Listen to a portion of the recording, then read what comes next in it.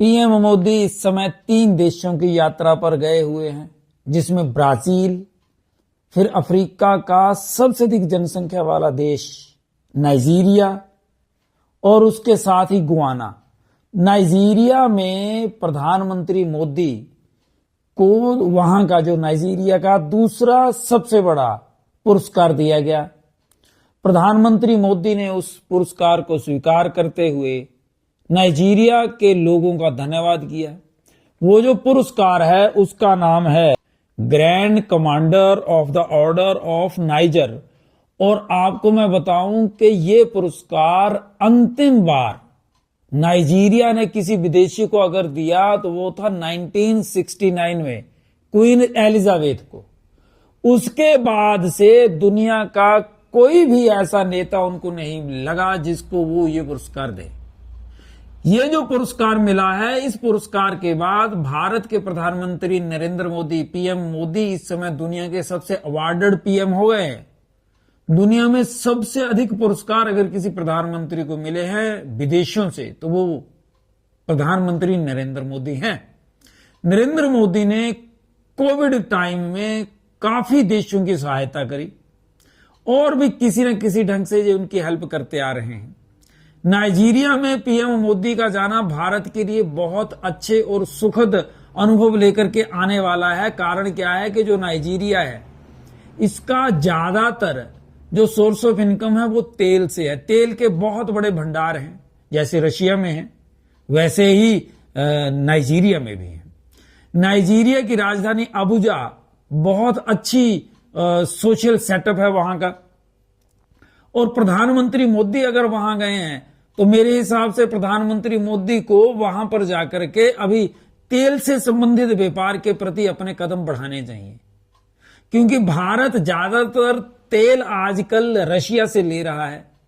Russia से तेल लेने का मतलब है कि भारत वहां से इंपोर्ट तो कर रहा है लेकिन रशिया के लिए हम एक्सपोर्ट नहीं कर पा रहे हैं। उसका कारण क्या है?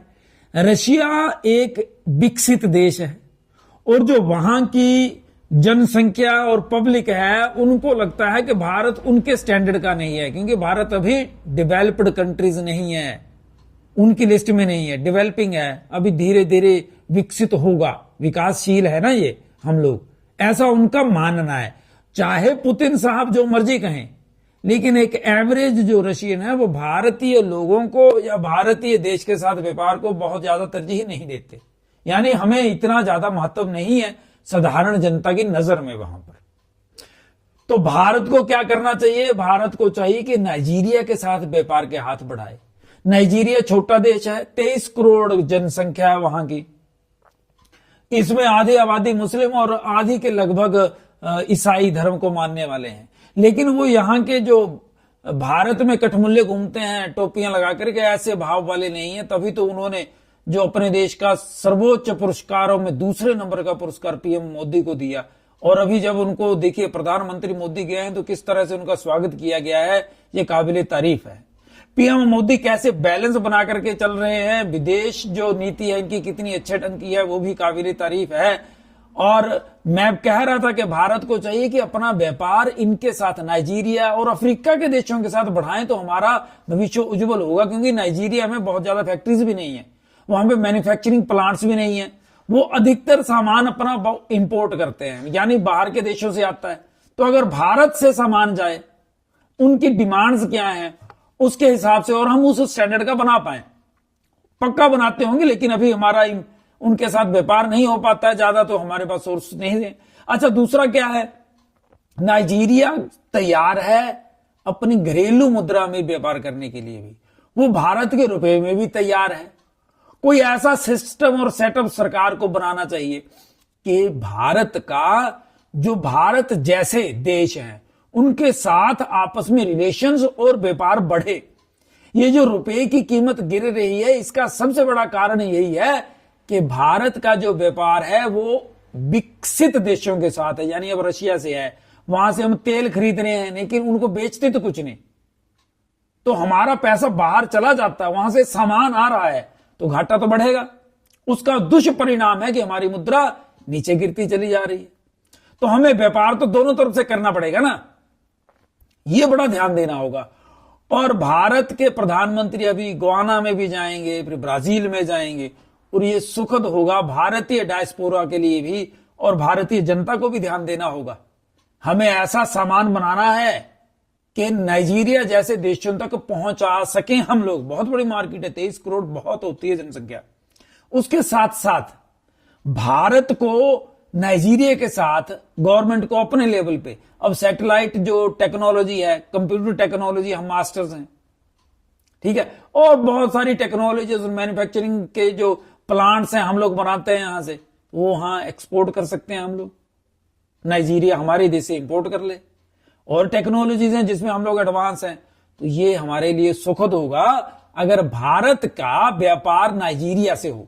नाइजीरिया का प्रभाव अफ्रीका के क्षेत्र में, पूरे जो अफ्रीकी कॉन्टिनेंट है पूरे उसमें काफी है। आपको बड़ी खुशी होगी, मुझे भी बड़ी खुशी होगी जब हमारा व्यापार इन अफ्रीका के देशों में दूर दूर तक फैलेगा और भारत के साथ उनके संबंध होंगे दोस्ताना। मेरा यह मानना है हमारे रिलेशंस होंगे कल्चरल भी, सोशल भी, इकोनॉमिकल भी, लेकिन बढ़िया, हमारा भी फायदा हो, उनका भी फायदा हो, ताकि टुगेदर वी कैन ग्रो। अगर हमारा इंफीरियर और सुपीरियर वाली भाव रहा तो फिर हम लोग ज्यादा ग्रो नहीं कर पाएंगे, और वो लोग भी हमारे साथ ज्यादा चल नहीं पाएंगे। क्यों? क्योंकि फिर वो कॉम्प्लेक्सेस आ जाते हैं। अब जैसे अमेरिका है, अमेरिका कोशिश तो दिखाने के लिए तो सबके साथ बढ़िया बढ़िया है, लेकिन अंदर खाते पूरी दुनिया में कितने देश हैं जो अंदर खाते उनके साथ चलना चाहते हैं। ये तो मजबूरी है सबकी, क्योंकि उनके पास ऑप्शन कोई नहीं है। तो हमें ऐसा ना बन करके उनका सहयोगी बन करके चलना है, ताकि वो भी ग्रो कर जाएं, हम भी ग्रो कर जाएं। यही जो भ्रातृभाव है जो भारत के संस्कारों में है, वो व्यवहारिकता से, व्यवहारिक रूप लेकर के पूरी दुनिया में रोशन हो जाए, और सबको विश्वास हो कि हां, अगर हम लोगों के साथ भारत चलेगा या हम भारत के साथ चलेंगे, तो हम लोग इकट्ठे जब चलेंगे तो हम लोग कुछ भी कर सकते हैं। सब सुखी हो जाएंगे। सर्वे भवन्तु सुखिनः, सर्वे भवन्तु सुखिनः हो जाएगा।